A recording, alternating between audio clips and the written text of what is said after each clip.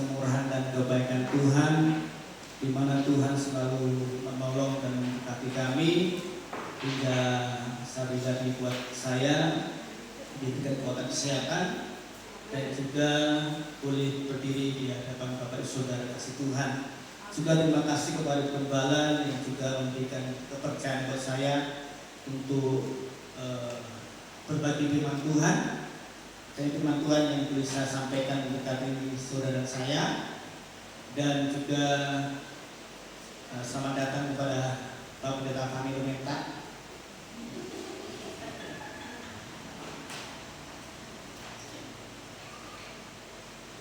yang sudah hadir di Batu Raja.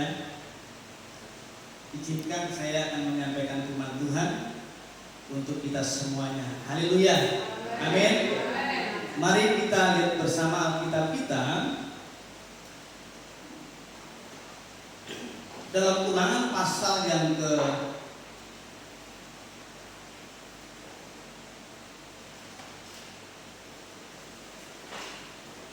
Ulangan pasal yang ke-8, saudara.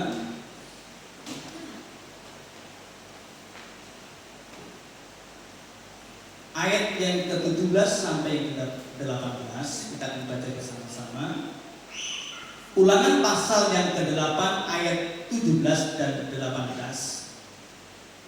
Kalau sudah ketemu bilang amin. Amin. Puji Tuhan. Mari kita baca bersama-sama. 1, 2, 3. Maka janganlah katakan dalam hatimu kekuasaan dan kekuatan pula yang membuat aku oleh kekayaan ini, tetapi haruslah mengingat kepada Tuhan Allahmu, sebab Dialah yang memberikan kepada kekuatan untuk memperoleh kekayaan dengan maksud menunjukkan perjanjian yang diberikannya kepada sumpah yang seperti sekarang.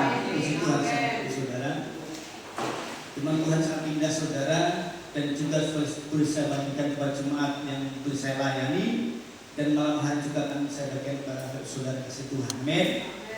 Haleluya. Saudara,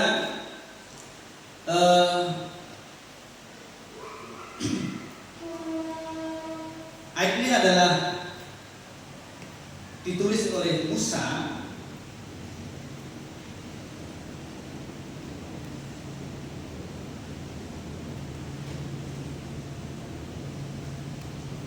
sebelum bangsa Israel masuk ke tanah Kanaan. Selama 40 tahun Allah telah memelihara mereka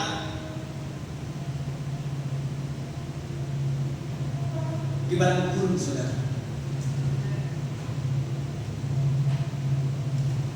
Dan kini mereka menikmati hasil tanah yang subur yang dijanjikan Allah kepada bangsa Israel. Dan Musa tahu bahwa kehidupan manusia ketika hidup susah, dia akan cenderung mencari Tuhan. Namun ketika hidup mereka nyaman, mereka lupa Tuhan. Makanya saudara,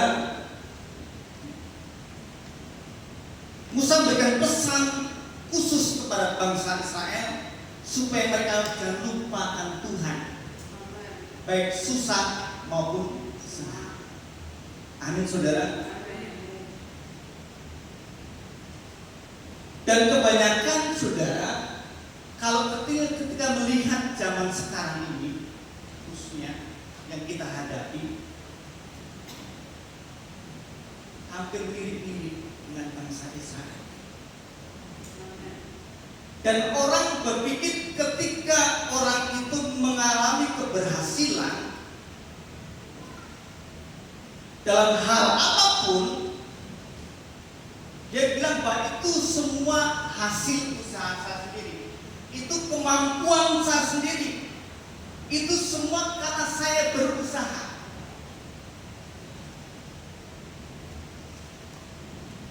Terkadang saya sendiri juga, saya bisa unik, saya bisa pintar, saya bisa apa. Di balik itu semua ada Tuhan sebenarnya.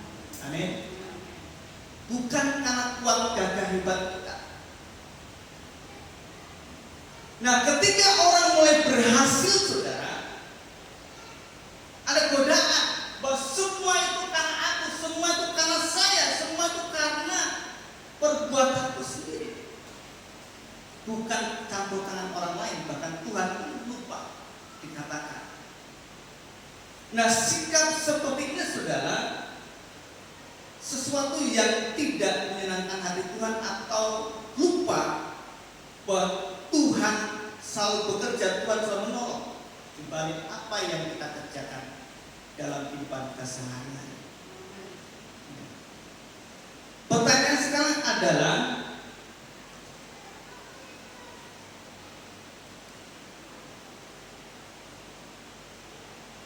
sebagai orang percaya, apa yang harus kita lakukan supaya apa yang kita dengar tadi itu kita tidak lupakan Tuhan? Ada 3 hal yang bisa saya sampaikan kepada saudara kasih Tuhan. Yang pertama adalah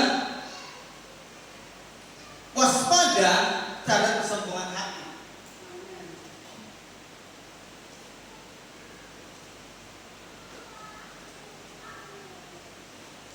Dalam ayat tadi, ayat 17 saudara,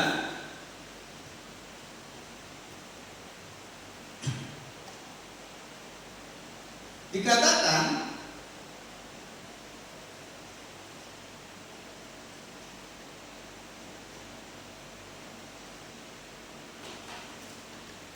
maka janganlah kau katakan dalam hatimu, kekuasaanku dan kekuatan tangankulah yang membuat aku memperoleh kekayaan. Yang pertama yang harus kita sadari adalah waspada terhadap kesombongan hati kita. Coba kita bayangkan saudara, pernahkah kita diam-diam merasa bahwa kita itu lebih hebat dengan orang lain? Pernahkah kita merasakan bahwa aku tuh lebih hebat dari orang lain?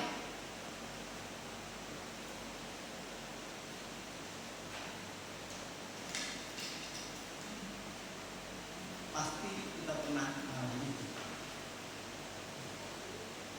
Secara logis saudara, manusia itu cenderung membandingkan keberhasilan dengan kegagalan orang lain, ya, untuk memvalidasi harga dirinya. Hal ini sering muncul sebagai kesombongan yang terselubung. Makanya saudara, ketika seorang menganggap pencapaian hidupnya itu murni hasil dari kepintaran atau kegigihan atau disiplin secara pribadi, ini orang itu sedang melakukan penggeseran posisi Allah sebagai penyelenggara hidup.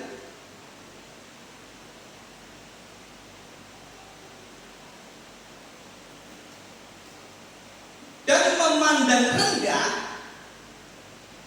orang lain yang dianggap kurang beruntung atau kurang berusaha. Inilah dikatakan waspada terhadap kesombongan hati. Dalam 1 Korintus pasal yang keempat, ayat yang ke-7, sebab siapakah yang menganggap engkau begitu penting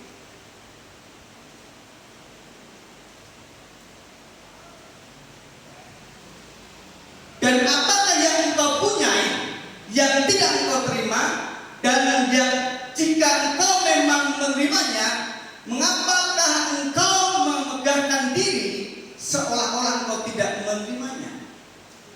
Coba kita lihat saudara, dalam ayat ini dan terjemahan lain saudara, saya suka dalam firman Allah yang hidup.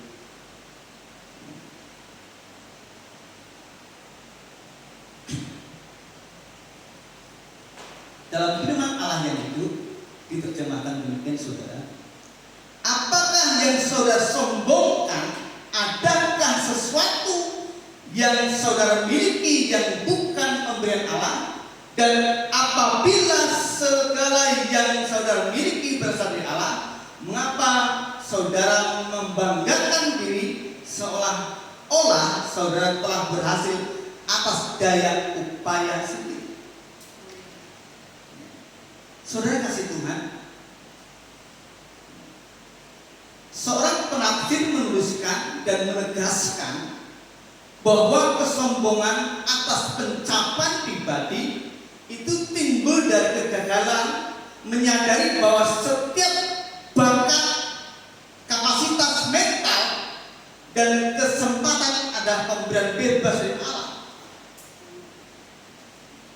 Membanggakan diri di atas itu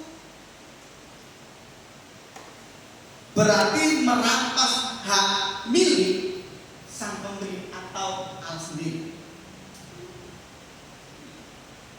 Itulah mengapa saudara kita harus waspada dalam kesombongan hati kita. Pertanyaan yang kedua adalah, apakah kita lebih sering mengakui keahlian, strategi sendiri daripada sujud mengucap syukur pada Tuhan? Memang saudara kasih Tuhan,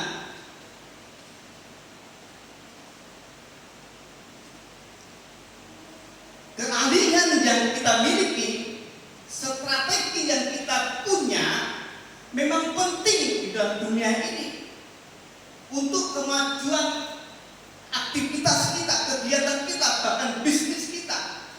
Tetapi saudara, yang menjadikannya sebagai tumpuan utama adalah bentuk penyembahan berhala modern.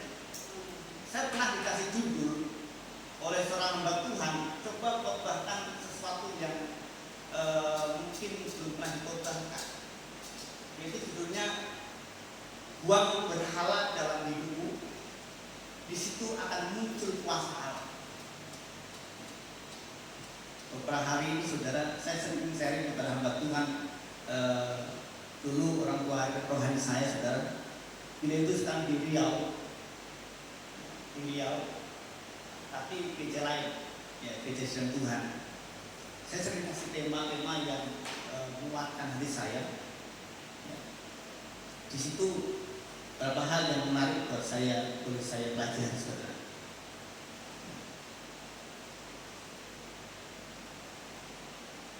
Saudara kasih Tuhan, mengakui keahlian sendiri membuat seseorang itu bergantung pada kalkulasi manusia. Jadi saudara, ketika kita mengakui apa yang kita miliki, itu membuat doa syukur kita itu hanya menjadi formalitas. Menjadi formalitas, bukan dorongan hati yang tulus. Kenapa saudara? Karena Alkitab sudah jelaskan dan tulis, percayalah kepada Tuhan dengan segenap hatimu dan janganlah bersandar kepada pengertian sendiri. Dalam ayat yang ke-6 ditulis dalam Amsal 3 ayat 5 dan ke-6, akuilah dia dalam segala hukum, maka ia akan meluruskan jalan. Dalam Habakuk pasal yang pertama ayat yang ke-16 dikatakan, orang-orang yang sombong digambarkan mempersembahkan korban untuk pukatnya dan membakar korban untuk jaringnya. Artinya saudara, mereka menyembah sarana atau strategi mereka sendiri yang dianggap memberikan berkat bagi orang itu.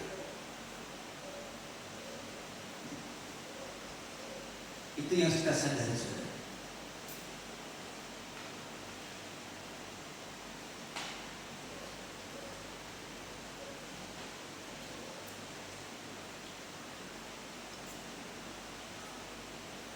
Mari kita belajar bersama-sama. Amin. Percaya kepada Tuhan dan akui Dia dalam segala laku kita, maka kita akan diluruskan jalan kita. Pertanyaan yang ketiga ketiga adalah bagaimana sikap hati kita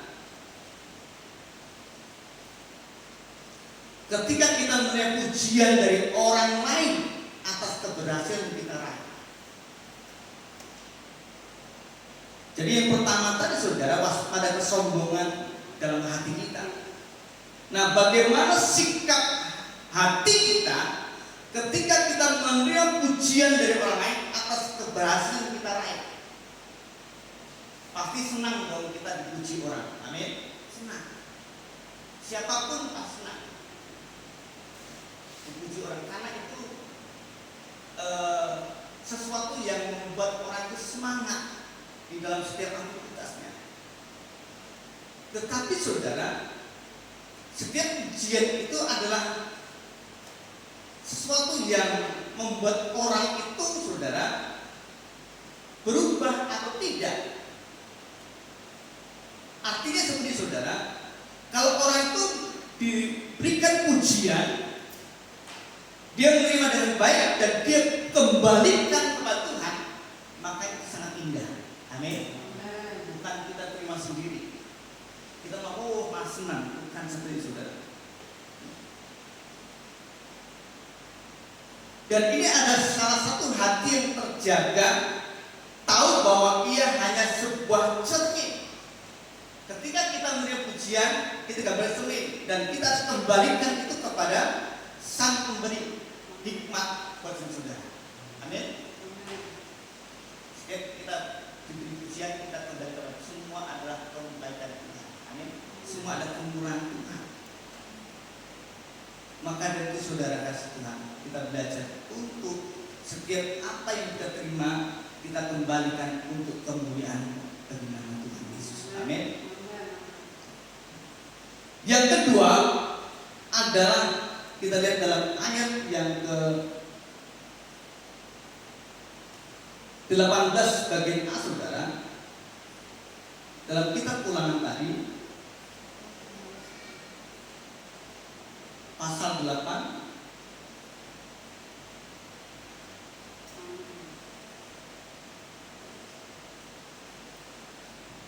bagian A, tetapi haruslah engkau ingat kepada Tuhan Allah.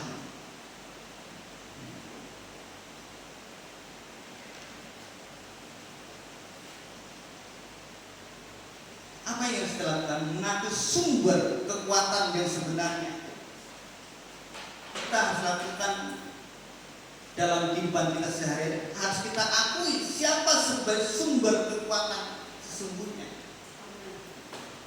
Saya sering katakan kepada jemaat yang saya layani saudara, kebanyakan orang itu pegang gemboknya bukan pegang kunci. Makanya tidak pernah buka kebanyakan orang Kristen yang percaya Tuhan Yesus pegang gemboknya bukan pegang kuncinya. Makanya tidak pernah buka berkat.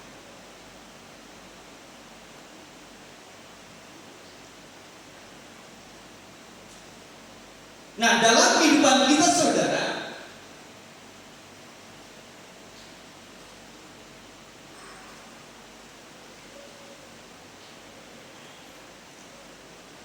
manusia sering lupa betapa rapuhnya hidup manusia itu.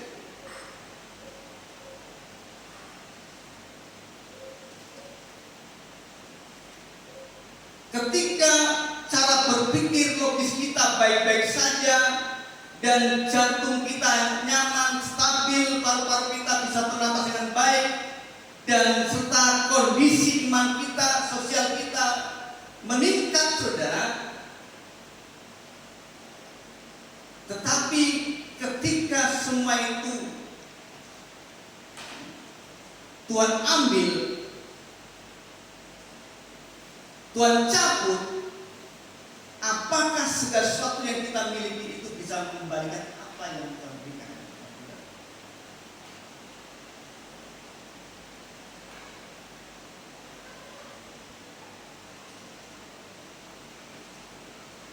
Oleh sebab saudara, kita harus akui bahwa Tuhanlah sumber segala berkat kekuatan bagi saudara. Dialah segala sesuatunya yang memberikan kemampuan buat saudara.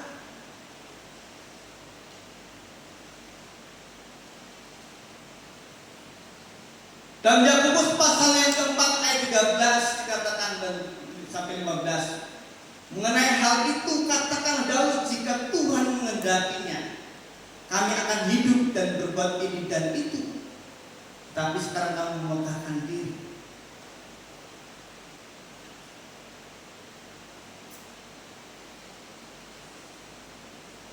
Di sini juga Yakobus menggambarkan kehidupan manusia itu seperti uap yang sebentar kelihatan, akhirnya menyenyak, saudara.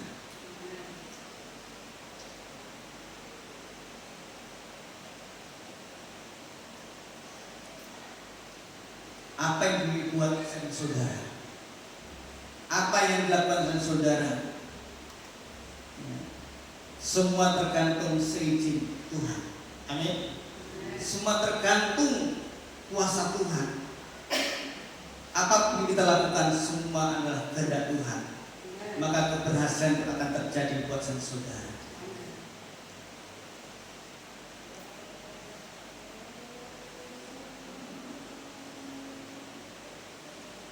Lalu saudara, langkah konkret apa yang membuktikan bahwa kita benar-benar mengingat Tuhan?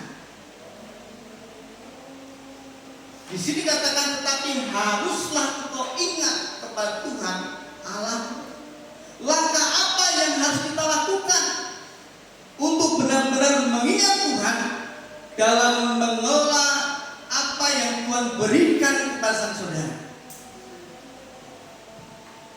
Mengingat Tuhan dalam bahasa aslinya diterjemahkan bukan sekedar ingat secara intelektual, melainkan saudara tindakan nyata yang dipicu oleh ingatan tersebut.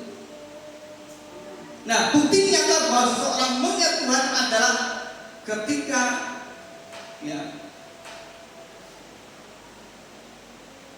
manusia bisa memberikan apa yang sudah Tuhan tentukan buat saudara.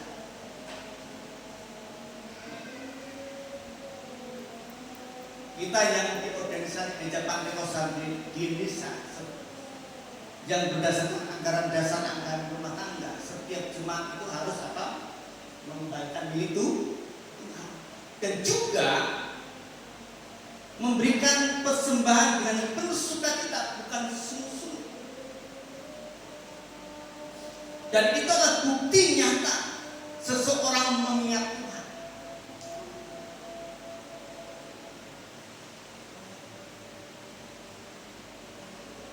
Karena Alkitab sudah tulis saudara bahwa seluruh persembahan persekutuan itu ke dalam rumah Tuhan, ke rumah pembendaharaan, dan ujilah aku. Dalam Amsal pasal 3 ayat 9, muliakan Tuhan dengan hartamu dan dengan hasil pertamamu dari segala hasil penghasilanmu.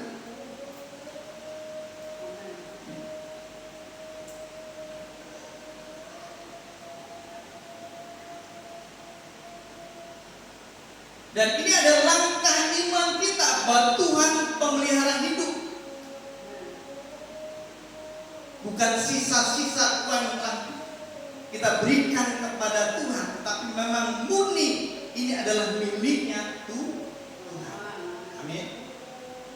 Karena juga mengingatkan kami sebagai gembala-gembala harus mengembalikan juga milik Tuhan.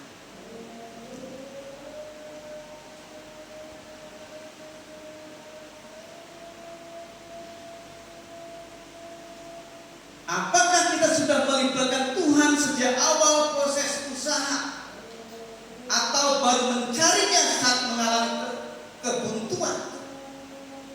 Saudara kasih Tuhan, ada beberapa artikel yang saya tulis dan bisa bagikan ke saudara. Ada perbedaan besar antara menjadikan Tuhan sebagai raja, pemimpin usaha, dengan menjadikannya Tuhan itu sebagai pemadam kebakaran, saudara. Nah, banyak orang menjalankan proyek dan usaha dengan mengandalkan logika pribadi, lalu baru datang berdoa saat sesuatu kolab atau bermasalah.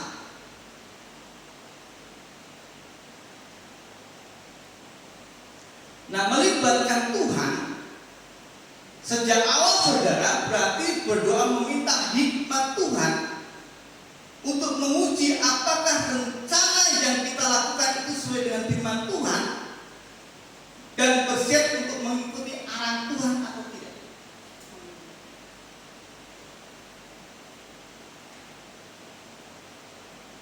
Karena Alkitab tulis saudara, jika bukan Tuhan yang membangun rumah, sia-sia usaha orang yang membangunnya.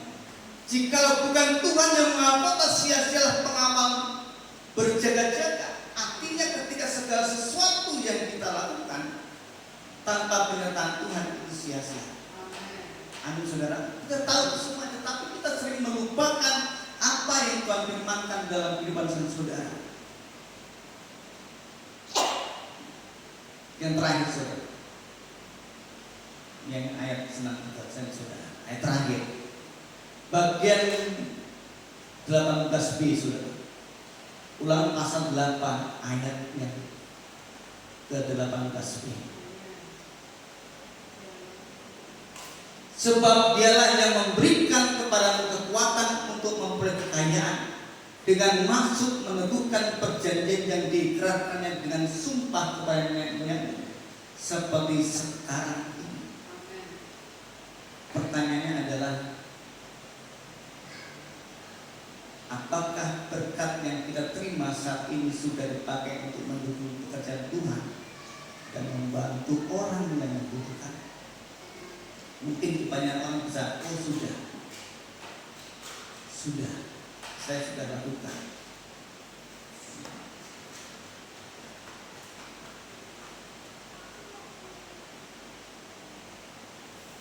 Tuhan mengalihkan berkat kepada manusia, kepada sang saudara itu ada prinsip. Prinsip Tuhan itu adalah seperti pipa, bukan bambu. Kenapa saudara? Jika kita timbun berkat Tuhan untuk kepentingan pribadi kita, itu akan merusak kerohanian kita. Karena Alkitab itu pelit dan pikir itu tidak masuk kerajaan surga.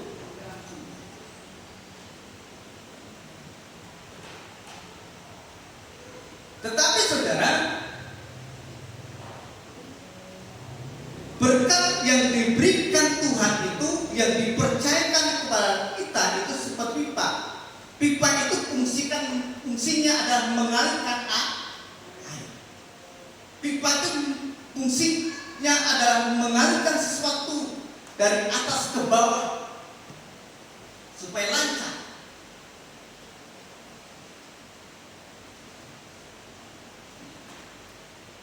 Terus sini ada PDAM, di atas sana ada towernya, ada penampungan. Di tampungan sana itu ada pipa yang paling besar, tetapi di setiap rumah itu dikasih batasan.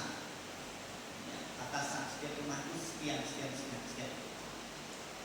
Makanya semua dipenuhi air. Kalau air itu tidak mengalir, berarti ada mampetnya. Makanya orang suka apa? Berusaha supaya mengalirkan air itu seperti apa? Dia harus sokok petugas, dia sekian supaya air itu ngalir. Betul kan? Kita kasih uang, tolong alirkan air. Air yang lama mati. Kalau sini seperti itu. Saya lihat di Raja, tapi dari kami aman saudara. Karena semuanya harian, cincin batu, bawaan dari awal, dan sudah saya kali 3 kali sampai ke dalam 15 meter, memang mak sudah. Puji Tuhan saudara, hasilnya luar biasa. Sampai sekarang orang kering, air kami tidak kering. Sering kami buang setiap hari itu bisa 3 drum saya buang untuk menyiram tanaman. Ya, orang yang iri kepada kami saudara, mengalir terus. Karena rupanya kalau sumur apapun ya kalau di air itu dibuang itu akan berganti airnya, berganti. Air itu akan jadi enak, saudara. Nah, kalau kita berbagi berkat, saudara, kita kembalikan itu Tuhan, maka bahkan kembalikan berkat itu melimpah. Amin. Amin, saudara. Kita akan mati seperti bendungan.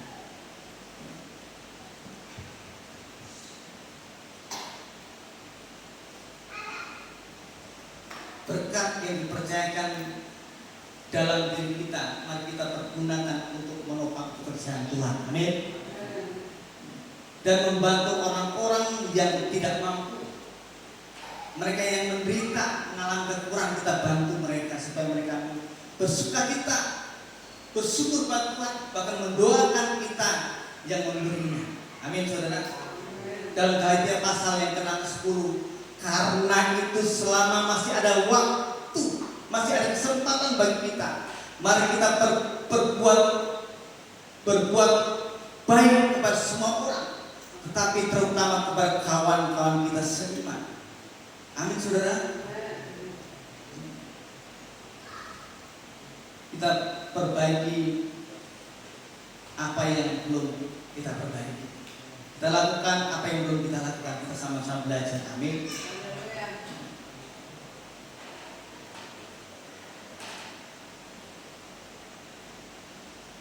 Memang saudara, secara legal saudara, di dunia ini apa yang kita miliki itu memang atas nama kita, saudara. Namun secara teologi, saudara, semua apa yang kita miliki itu adalah mutlak miliknya Tuhan. Amin. Karena apa? Atas seluruh isi dunia ini itu kepunyaan Tuhan. Nah, manusia, saudara, itu hanya sebagai apa? Manajer atau pengelola atau penata layanan. Ya.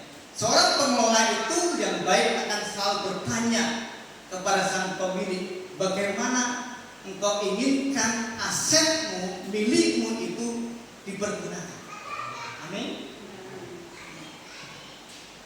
Karena pemazmur katakan dalam pasal yang ke-24 ayat pertama, Tuhanlah yang mempunyai bumi serta segala isinya, dan dunia serta yang diam di dalamnya. Dan kita itu diibaratkan dalam Matius pasal yang ke-25 ayat 14 sampai 30. Kita sebagai hamba-hamba yang diberikan kemampuan atau talenta sesuai dengan kesanggupan untuk mengelola apa yang kita terima dari Tuhan. Amin. Dan itu akan kita pertanggungjawabkan pada waktunya. Pada waktunya nanti kita akan bertanggungjawab. Puji Tuhan, saudara. Biarlah kita semua sama-sama belajar untuk selalu takut akan Tuhan dan mengingat akan kebaikan Tuhan.